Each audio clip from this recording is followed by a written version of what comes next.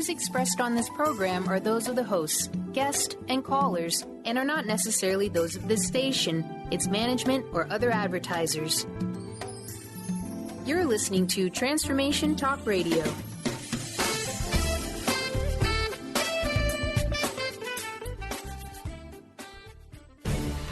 Get ready for a game changer. Sarah Westall is bringing you Business Game Changers Radio. Mondays at noon Pacific, 3 Eastern, Sarah will bring you leading experts, visionaries, and newsmakers who provide the best commentary on big issues and cutting-edge innovations. Sarah's 20 years as a business executive will help you think like an entrepreneur with expertise, energy, and attitude. Now here's your host, Sarah Westall.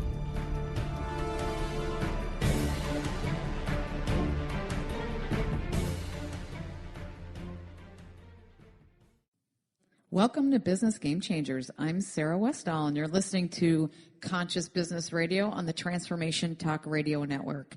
Today, we are going to be talking about drones, and we will have Zain Naboulsi with us. He's the CEO of Drone Labs. It's the leading development company for drone detection hardware and software. In fact, they have a patent technology for intelligent drone detection, and drones have increased remarkably over the last, every year they grow remarkably. And the estimate is that by the end of the decade, there's going to be 30,000 drones that are going to be in the skies, major planes in the skies that the FAA is going to monitor and watch. And the military has gotten to the point where the majority of their planes that they're going to be using is drones. So it's become a significant part of our culture to have drones going around in the skies. And the problem is first of all, there's a lot of good things that come from drones. You can bring medicine to areas that are hard to reach. You can help with uncontrolled fires. There's a lot of even cool recreational things like taking pictures in areas that you can't get to, just all neat sorts of stuff. But for every good thing, there's always somebody evil that wants to take advantage of it. There's corporate and government sabotage and espionage and unwarranted surveillance of business and celebrities and things. And that's where Drone Labs, Zain Naboulsi's company, comes in. They have this intelligent drone detection so that you can know where the drones are and what they're doing. So that is what we're going to talk to him about when he joins us on the show. But before I get to that, I want to talk about what Business Game Changers is up to. Business Game Changers right now airs in New York, Connecticut, and Rhode Island, and we also stream live on a bunch of different online stations as well. And we are looking to syndicate across the country, actually even globally syndicate, where we're going to be in over 11 million homes, and we are going to be in 120 countries, and we're going to have huge exposure for our sponsors and people that we talk to. But in order for this to work for us, we need to get more sponsors. And we believe that we have the best rates in the industry, and we really need these sponsors in order for our independent show that we bring to you each week to go forward. And I have rates on my website at sarahwestall.com, and they start at less than $1,000 to get global exposure or even just across the country exposure, which is an amazing rate for the type of numbers that we have as far as listeners go. So we would greatly appreciate your support in keeping us independent and the ability to bring you all these disruption and talk about the big issues and talk to entrepreneurs without the restrictions of the mass media. We're an independent organization, and we want to stay that way. And we can give you a ton of exposure at the best rates. We don't have all the built-in infrastructure that some of these other companies have. So our rates we just don't have all the middlemen involved. So our rates really show that. And So if you know anybody that would benefit from this, have them go to my website, look down at our media kit and download that. Once again, sarahwestall.com. And I want to tell you a little bit about the organization we are. We are Conscious Business Radio. We're trying to bring consciousness to business. How can we be more ethical? Bring these issues to the public so you know what's going on. You can't make informed good decisions if you only get half the information. So we're trying to bring you things that show you what's really going on in the business world. What's going on the leading edge? What's the new technology? What's going on with the big issues? Bring to you the people that are involved in that. But one really great thing about Transformation Talk Radio and Conscious Business Radio is they're just a wonderful place to support. They won last year the International Stevie Award for the top team and how they treat their people, and also for women helping women. So it's just a wonderful organization to support. So hopefully you will dive into that. And before we get into the drone issues and information, I want to talk a little bit about retirement. And I know there are a lot of people that lost a lot of their nest egg in 2008, and hopefully most of you earned it back with the stock market going crazy. But for those of you that are, and this is a lot of people, probably the majority of people that still really do need to save for retirement, well, I found a really good piece of research, and it was from the Business Insider magazine, on how much money do you need to earn to live comfortably while saving money in a major U.S. city.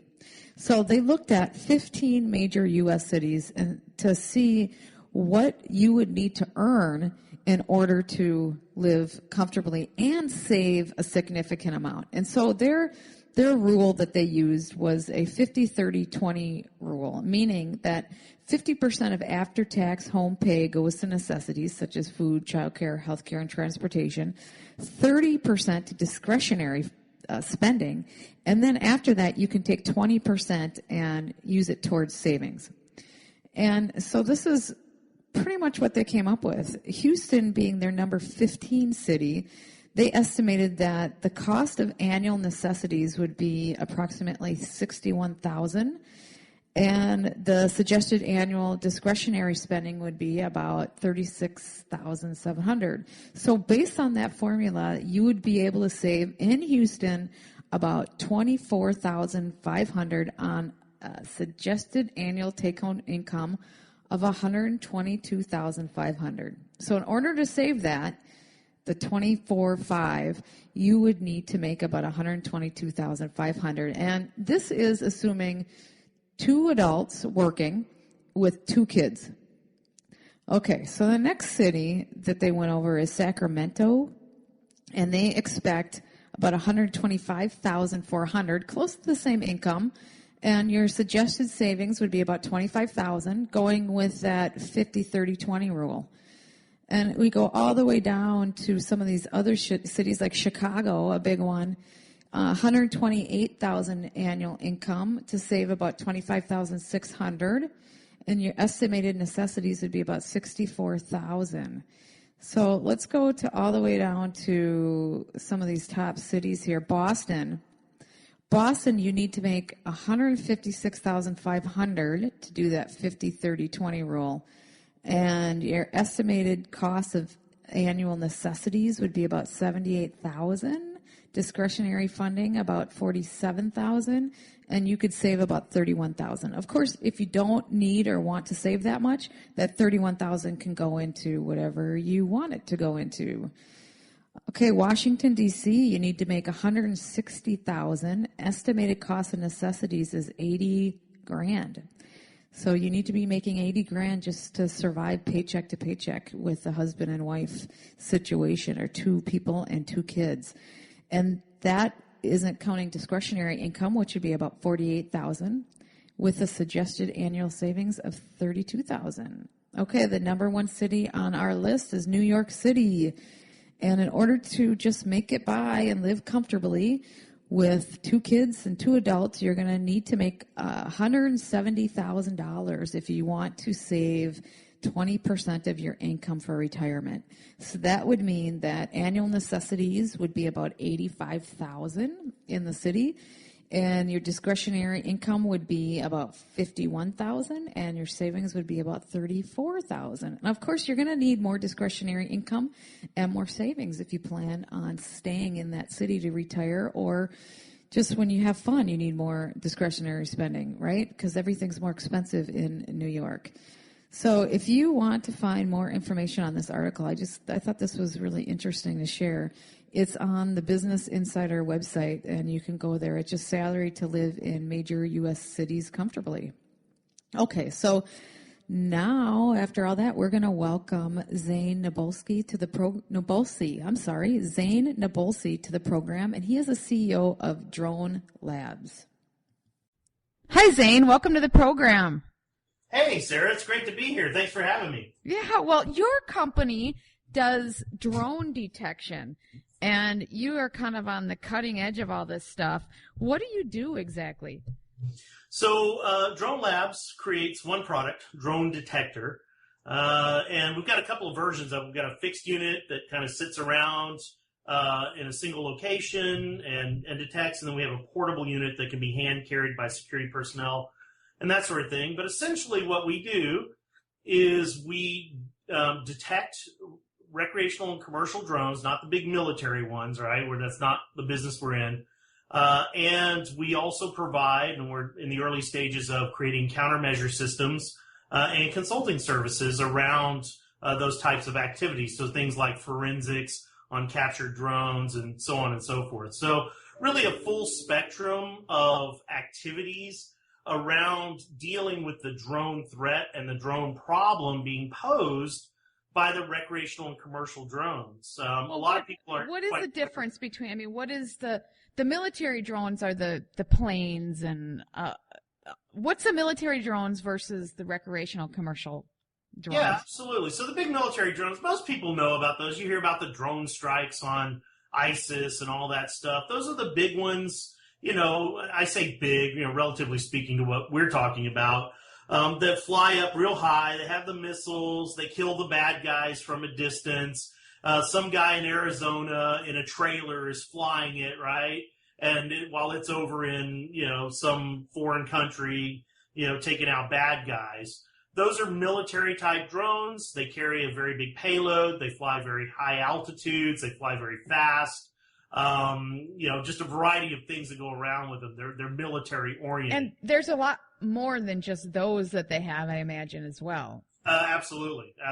Those, and we tend not to pay a whole lot of attention to those in the private sector, but they actually the military have and are working on drones of all kinds, not just the big ones that kill people, but the small ones that spy on people, and everything in between. I mean, I've seen, for example, research being done into drones the size of an insect, research being done into drones that look like birds and will set near a subject and simply surveil them, and look just like a bird sitting on a telephone pole. So certainly those efforts are underway, right? And those are things being done by the military. But we tend to not focus on any of those things. Those represent a government-funded, deliberate effort to deal with a perceived problem by the government. You are listening to Business Game Changers, and we need to take a short station break.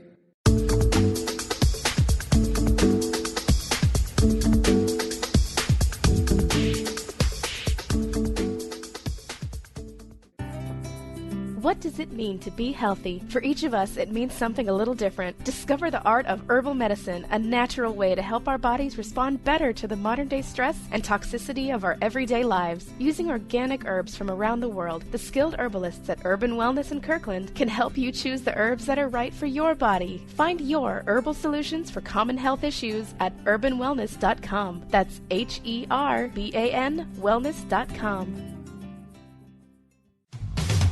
A word of caution, if you prefer the status quo and you are not interested in improving every aspect of your life, this book will trigger the shift out of you.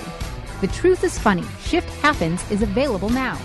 Author Colette Steffen brings the powerful knowledge and life-changing energy and empowerment from the radio airwaves to the pages of her new book.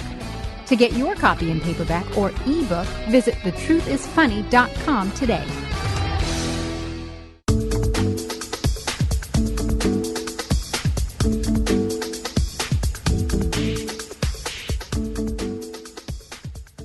Welcome back. I'm Sarah Westall, and you're listening to Business Game Changers on the Conscious Business Radio Network. And we're talking to Zain Naboulsi, from the CEO from Drone Labs. Our space that we work in is more the commercial space.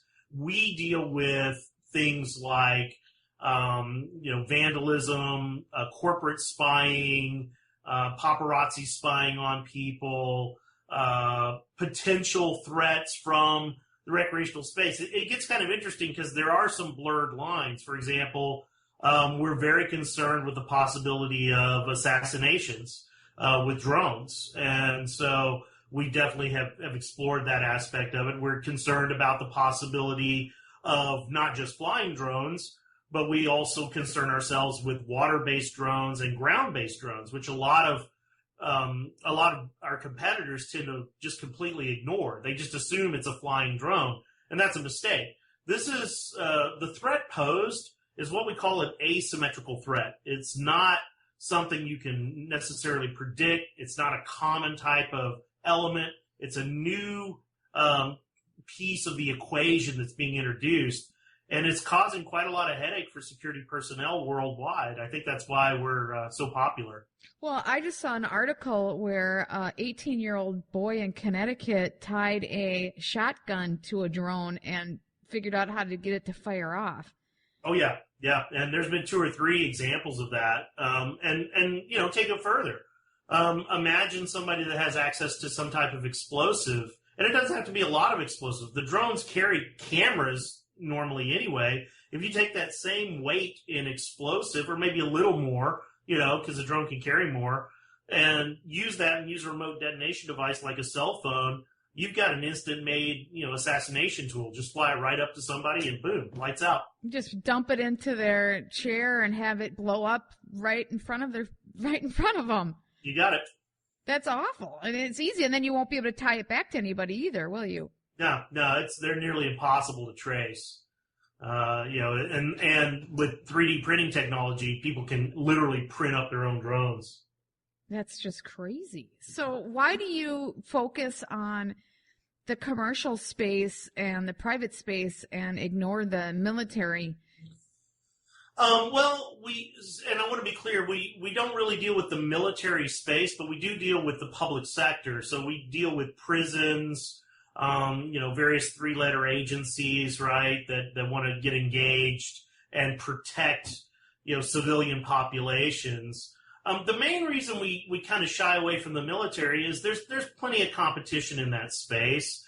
You've got your real big heavy hitters going out there, your Lockheed, your Boeing, your Raytheon, pick one. They're all, they've got bajillions of dollars, and they're all throwing money at the problem. And, even if they're wrong most of the time, they're still going to hit it right just by throwing money at it.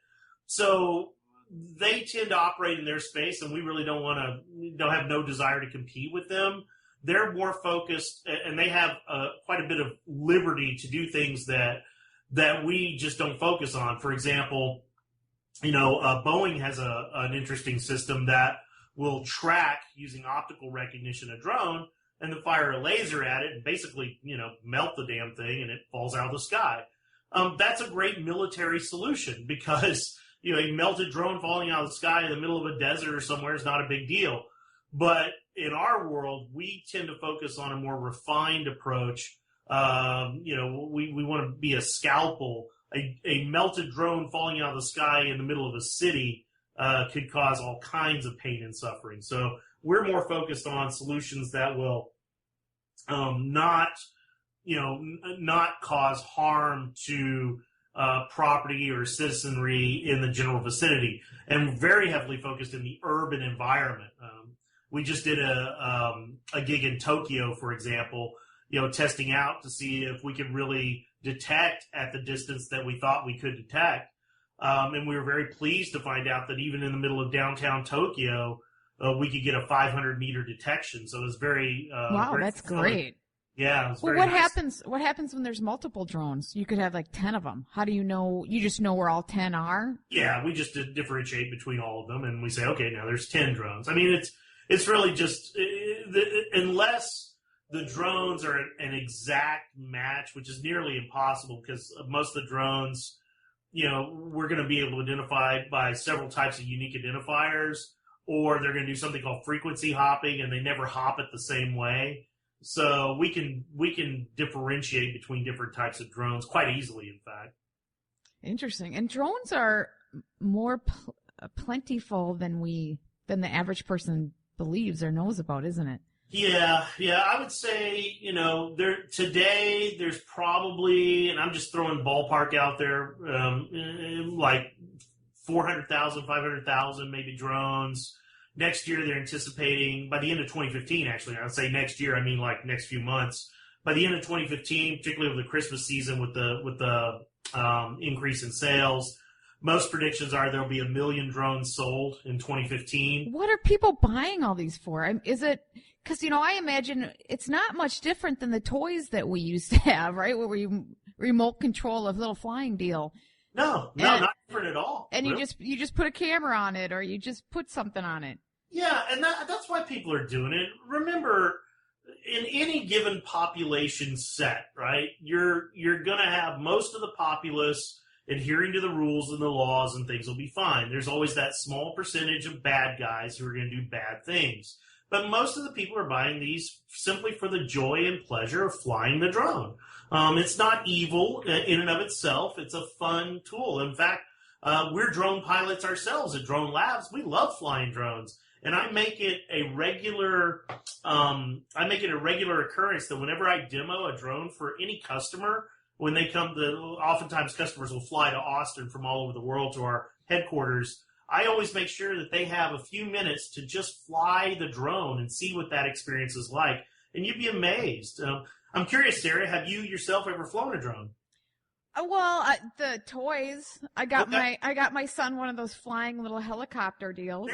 There you go. I mean, and they're fun, right? I mean, they're kind of cool to kind of scoot around and have a little fun with. Yeah. Really exciting. And once you upgrade to some of I tell you, today my current favorite is the 3DR Solo. It's my favorite drone. What does it do? It's just got really good user-friendly elements to it. It's got nice instructions for beginners. Like I just had some customers, my Japanese partners were in, and there was 4 of them. And I literally, in less than 2 minutes, had them flying the drone without any problem with a 3DR Solo. It's a great drone for people who, don't want to be hardcore drone pilots. They just want to have fun and fly a drone around. It's got some nice gyro elements in it that keep it nice and stable. If you wanted if you wanted a camera on it, it would do good because it doesn't sit and bounce around. Yeah, exactly, right? Your earlier versions of drones didn't have stabilizers in them, so when you flew them, invariably you'd fly into something because you'd get it all wrong. You couldn't stabilize it. The later versions, and to be fair, the other manufacturers are doing this as well, like DJI and Unique. But I love the 3DR Solo because, it stays stable basically all the time. And, you can set it somewhere. I literally, when I do a demo, I'll set it about 10 feet up and just let it sit there and buzz while I'm talking to my customers. Then when I'm ready to go, I'll hand them the controller and go, okay, have fun. It's kind of enjoyable. Well, I teach an entrepreneurial class at the University, Minnesota, in the business school. And there's one of the kids in my class came up with an idea of doing an event. He wanted to do an event company, but he wanted to do it with drones and take film footage with the drone from different angles for his events that he was going to be putting on. So there's a lot of creative ideas that you can do with these drones. Absolutely. And I think that's the important thing for people to understand.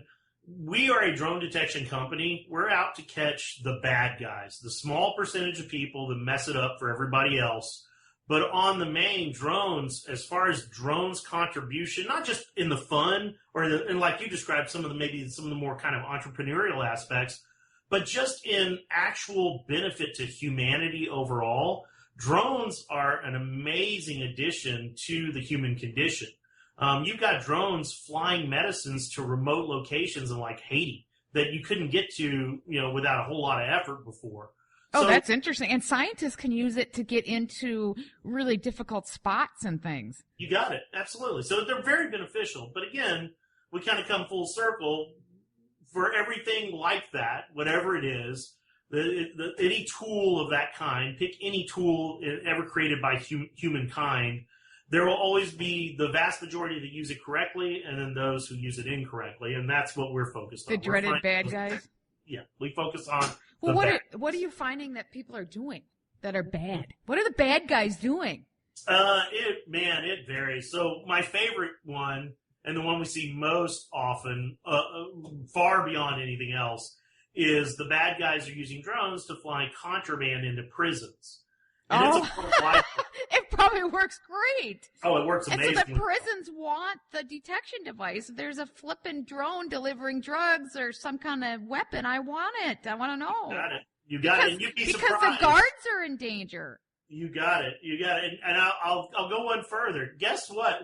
Before I got into this business, I had no idea. I really didn't know anything about prisons. Guess what the number one smuggled thing into prisons is? I have no cigarettes. I don't know. You think, right? Cell phones. Cell phones are like gold inside prisons. Oh, that kind of makes sense. They want to call the people they care about.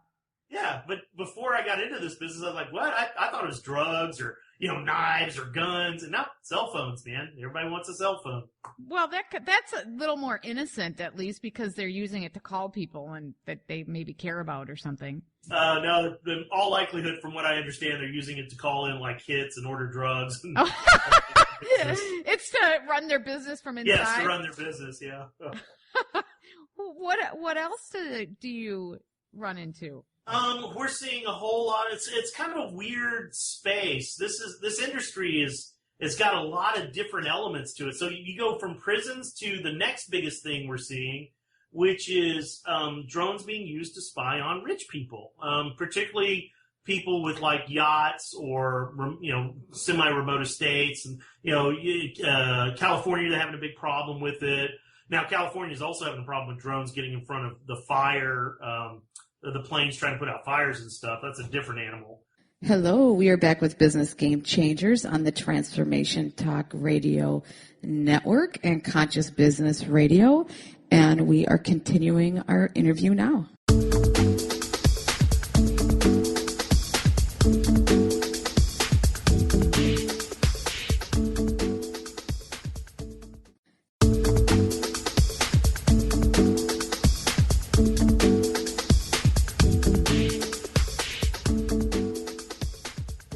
Hello, we are back with Business Game Changers on the Transformation Talk Radio Network and Conscious Business Radio, and we are continuing our interview now. But you get a lot of people using it to spy, because a picture of a rich individual or a famous individual in some type of compromising position, or having a party on their boat or whatever it happens to be, is worth quite a bit of money. I mean, TMZ will pay all kinds of cash for those kinds of pictures. That's awful. Yeah, and so that's true. And we see a lot of that. And how many of the photos now that are coming out are generated by drones doing that? I think you're starting to get more and more. I couldn't honestly. And TMZ doesn't care. Just get us the picture. No. We don't care how you get it. Nobody cares, as long as and they're actually, I think, the guy taking the picture is committing the crime, but the people publishing it, I think they're indemnified anyway, so they don't care. But you've got these things happening. And the funny part is, and here's the really silly part, you've got lawmakers passing laws with sentences that really aren't that strict, so that even if, and the laws aren't going to stop the bad guys anyway, but you've got a paparazzi who are flying drones around taking pictures, and they're not really caring about the fine. Fine, they'll pay the fine. The fine will be X, let's call it $500. Fines don't work if they make more money doing it than the fine is. Exactly, right? Pay a $500 fine and get a $5,000 picture. Who cares, Yeah, So, I remember when I was in college, if you parked in a zone that you weren't supposed to park in for a class, I think it was like $75 for the ticket, but the parking for the whole month was more. yeah, exactly. And so we'd be like, okay, let's just take the risk. Exactly. And I've been preaching about that for a while. In my opinion, there's several things that are going on. I'm sure you heard about the Transportation Association putting out, trying to make it so every recreational drone is registered, and a variety of other things that are happening. And I just published an article, kind of describing why that's not going to work. But one of the things I've always said is, in addition to having us, of course, right, I have to eat. But one of the things is, if you're going to have drone laws, then you need to make sure the punishment is severe enough for, and I'm very specific about this, for intentional drone misuse. Now, there's a lot of accidental drone misuse. If they sit and register, all they're going to do is make it a pain in the butt for the person who intends to do nothing bad. You got it. They increase all this BS for good people because the bad guys don't care. Bad guys do not care. And the worst part is, I believe that it will actually wind up having somewhat, maybe not a major one, but certainly a bit of a chilling effect on the impetus of people to buy a drone, because they think they might get in trouble. Oh, I got to register my drone, and I might get in trouble with my drone. And that's most of the time, It's a little toy in some ways, and just leave people alone. Yeah. You got to be careful, because you do cross a line there. It is a toy, like the tiny helicopters and stuff. Those are cool.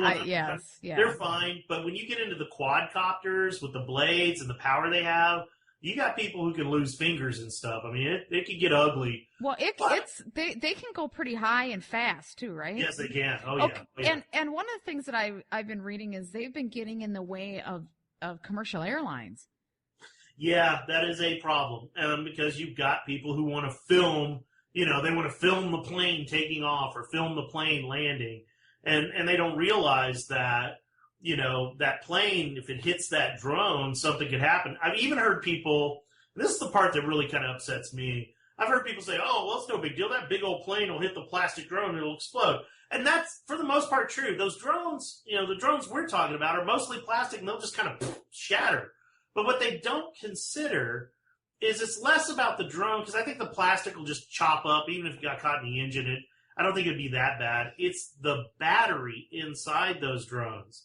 Those things are really, really dangerous. It's like a brick. And if that goes into something at speed, I mean, that's just like a bullet. I mean, that could cause some real damage. And that's the part they don't think about. They think this little plastic drone that'll just, it crashes into something and splinters. They don't think about this big, heavy battery they got to put in it. And that thing going at any rate of speed is just going to destroy anything in its path.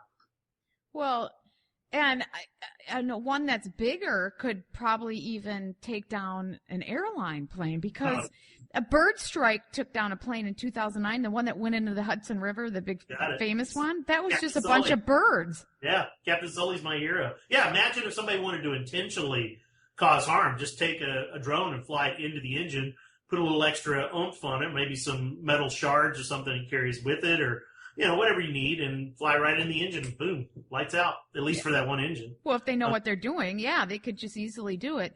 Well, at the federal level, the FAA was planning on putting out a way to do safe integration of drones in the U.S. airspace. Mm. Have you seen that plan, and is it out yet? I have, and NASA's working on something, and there's a litany of private people who are, companies that are trying to hurry up and get there so they can get bought out. And, hey, we've got the solution.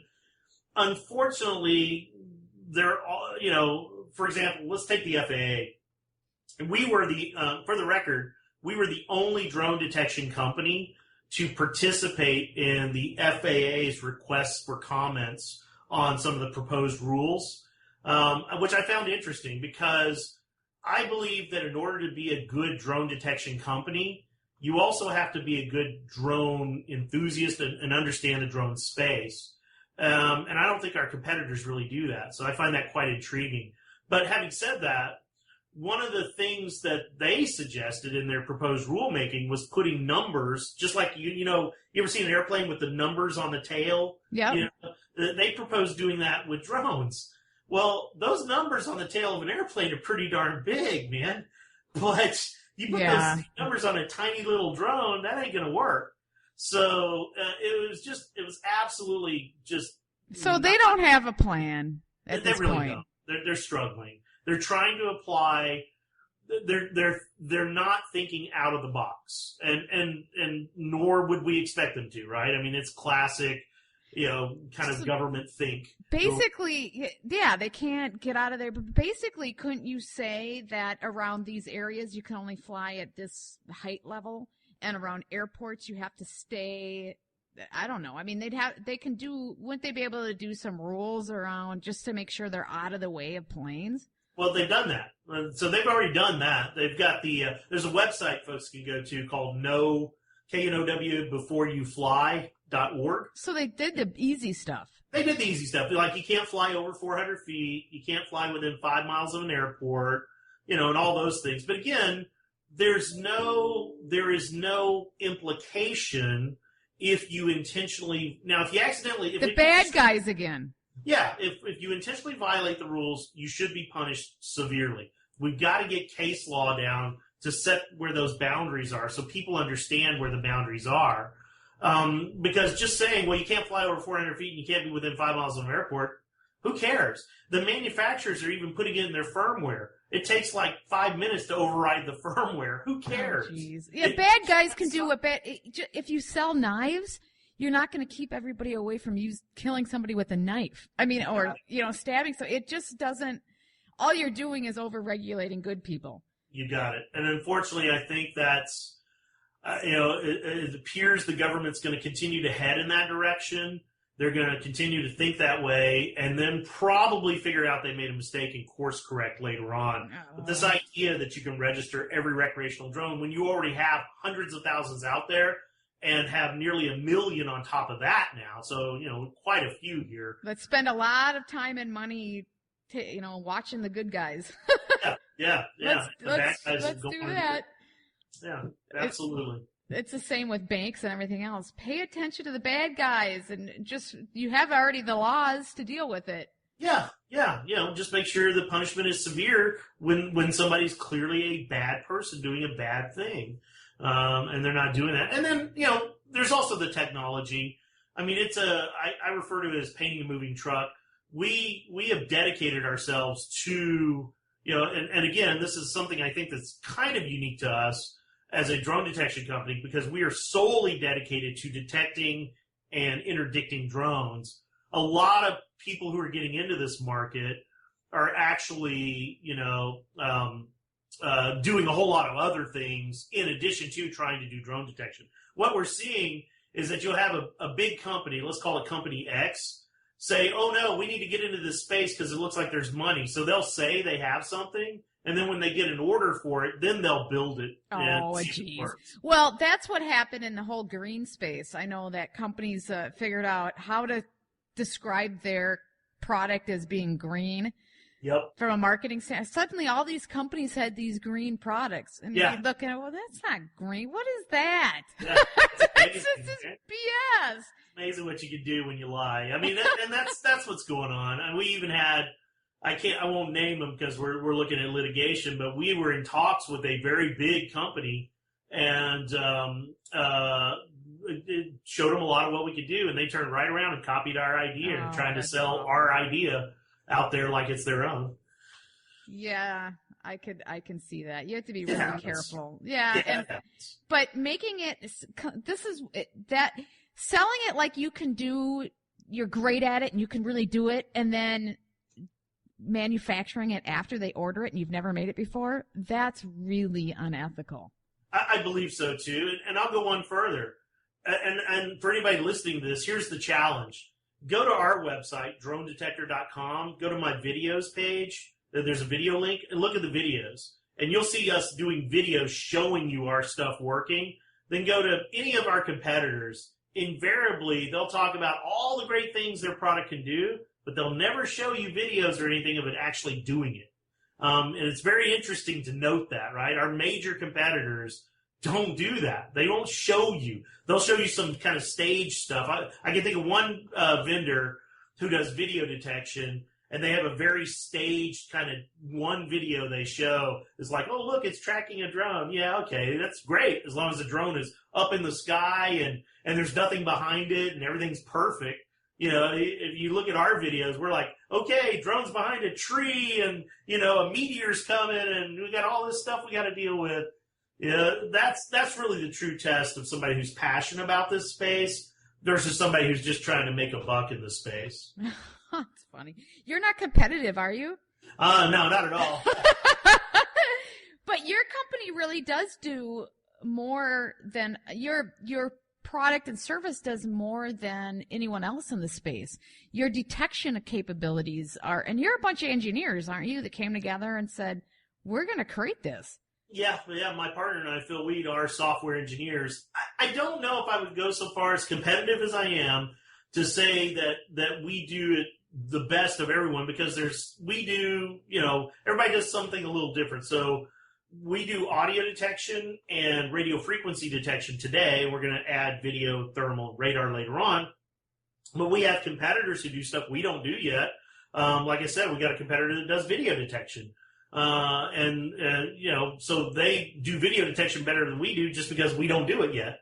But what do you do better than them?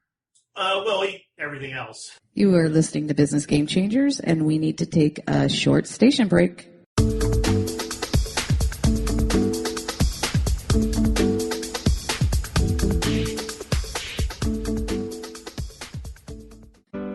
Has asthma or allergies got you singing the raspy blues? Allergy and Asthma Networks is the nation's premier nonprofit patient-centered network of doctors, caregivers, patients, and healthcare professionals who are dedicated to ending death and suffering due to asthma, allergies, and related conditions. Join President and CEO Tanya Winders each month on the Dr. Pat Show to learn more, and visit allergyasthmanetwork.org today. Breathe better together with Allergy and Asthma Network.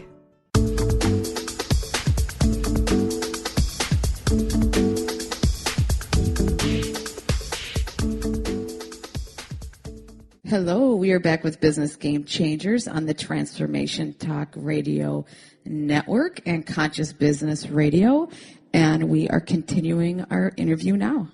I mean, that's Okay. and to be fair, that particular I'll tell you what I admire most. And yes, I am very competitive, as you figured out. Well, most entrepreneurs are. It is. Yeah, it's just the way it is. But I'll tell you what I admire most is when one of my competitors is very honest about their capabilities. Most of my competitors absolutely flat out just bald-faced lie. I lie to the point. I despise the lying to get the customer. I despise it. You have to have integrity and honesty to build a business long term, or to even have a society that's worth anything. I mean, if everybody lies to everybody, nobody can trust anybody, and it makes it awful. You got it, and that's the thing. It just drives me crazy when I see that. I mean, they're talking about. I'll give you a perfect example. One of our competitors does audio detection, and they swear up and down they can do audio detection like they used to say a kilometer out, right? No.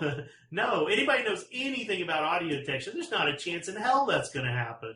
So if people are looking for this kind of service, how can they protect themselves from what you're talking about? Because they want something that's real. Nobody wants to buy crap. They want to have real service and have the product do what they need it to do.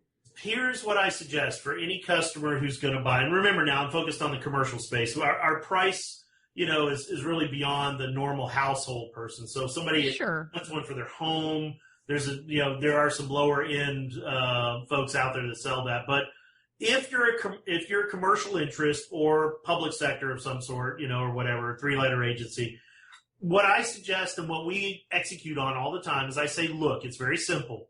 You go to each of your vendors and you have them demonstrate what they can do. We have an open invitation to any customer to come to our site in Austin, Texas, and we will show them everything our drone detector does live right there so they can see it for themselves. And that's what you got to do, because there's so much disinformation out there and so many lies. You really just have to do your due diligence and have them prove that the drone detector does what it says it's going to do. Oh, it's just too bad that Pinocchio, people's noses don't grow when they lie. Right? That would be awesome. It would be. I don't know, there'd be a lot of long noses out there. There would be, but maybe people would learn. Yeah, maybe they would. Well, Google and Amazon, they're creating delivery services with these things. Yeah, I find that intriguing. I think Amazon appears to have a handle on it. Google also does. They're taking different approaches. Last time I checked, Amazon was looking at a straight-up quadcopter solution, which long-term isn't going to be effective. It's good for short distances, but won't be good. Google's looking at kind of a combined quadcopter fixed-wing solution, which I think is more viable, that can go longer distances. So there's some interesting stuff going on. DHL's doing it too, right? DHL's done some experiments. That's crazy. Package delivery. So there's some neat things going on. And again, that goes to the benefit to society. But with that comes the danger. I mean, what happens when a big old package is being delivered and the drone loses power and that package falls on somebody's head, right? So there's a whole lot of case law that is as yet to be developed around these things. What happens when there's like thousands of drones and they run into each other? Well, that's the thing. We got to solve for that pretty quickly. There's going to be a streets for drones, yeah, lanes. Well, maybe. Remember? They have to detect each other. Well, they'll probably have drone lanes, right? They kind of do. They'll have drone lanes in the sky, and maybe they'll fly just like regular planes would. Or they communicate with each other, and they know how to go around each other.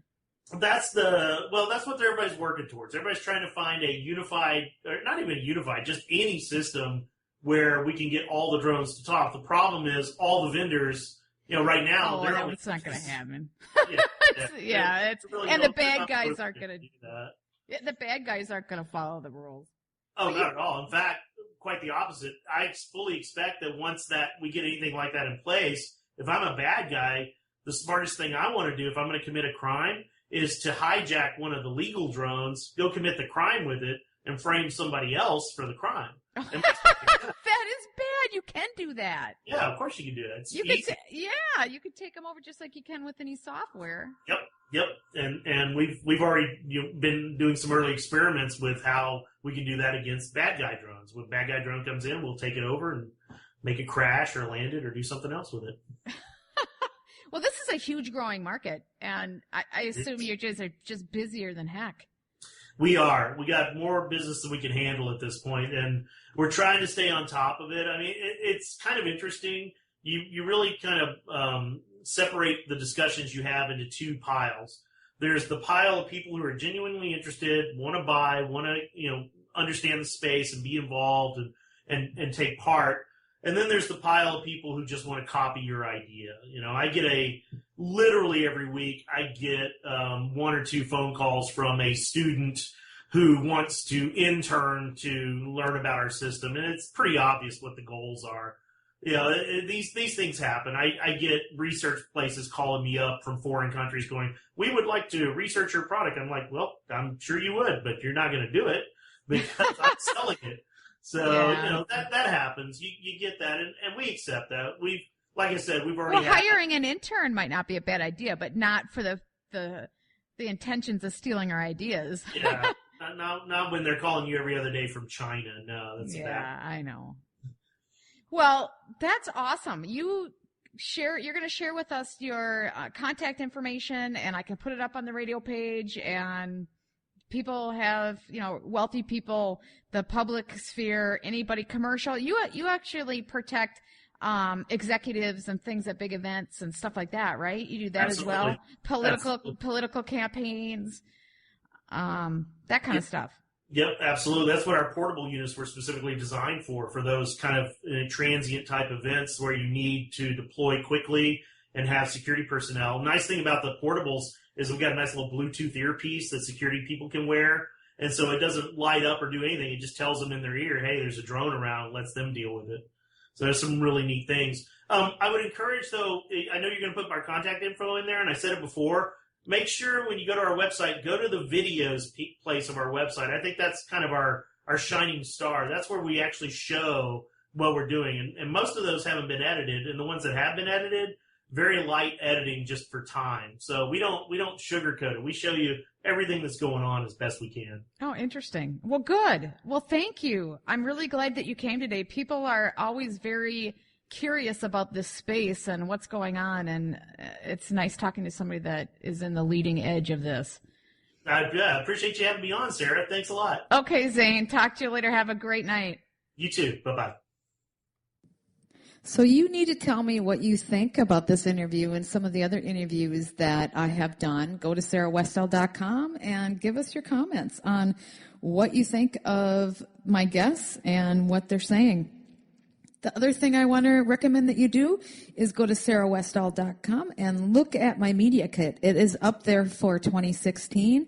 We are planning on doing global syndication, especially nationwide. We'll have a little bit more coverage nationwide than we'll have globally, but we will be in 120 countries, and we'll be in 11 million homes just in the United States. So go to my media or go to my website and download my media kit, and you can see the different rates that we have. And we have packages, if you can believe it, that, I don't know if it's a package, but we have starting rates at $250, and we have packages as low as $1,000 where you can get some serious exposure. You can get for, I know this seems like a lot, but for a company that wants nationwide exposure, for $12,000, you can get a year of continuous exposure nationwide, which is a phenomenal rate. And it's not just nationwide on the radio, it's also the internet and some video that we do. It's just phenomenal what these packages are. So please go to my website, sarahwestall.com, and check out the media kit. But for now, everyone have a wonderful day. You've been listening to Business Game Changers with host Sarah Westall. Tune in each Monday at noon Pacific, 3 Eastern, as Sarah brings you leading experts, visionaries, and newsmakers who provide the best commentary on big issues and cutting-edge innovations. Sarah's 20 years as a business executive will help you think like an entrepreneur with expertise, energy, and attitude. Tune in Mondays at 12 noon Pacific Time. And learn more about Sarah at sarahwestall.com today.